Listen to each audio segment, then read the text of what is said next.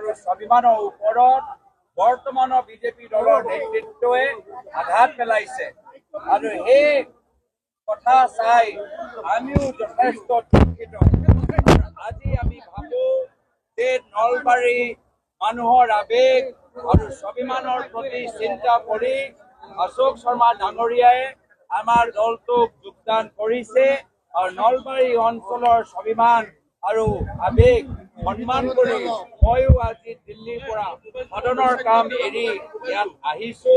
আমি সকলোৱে মিলি পৰৱৰ্তী সময়ত নলবাৰী মানুহৰ স্বাভিমানৰ ওপৰত যি আঘাত বৰ্তমান বিজেপি দলৰ নেতৃত্ব পেলাইছে, এই আঘাতৰ প্ৰত্যুত্তৰ আমি অহা বিধানসভা নিৰ্বাচনত আমি দিম।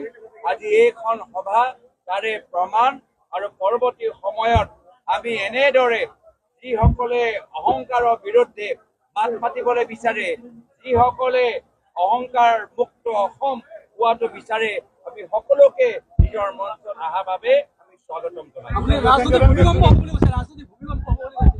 আজি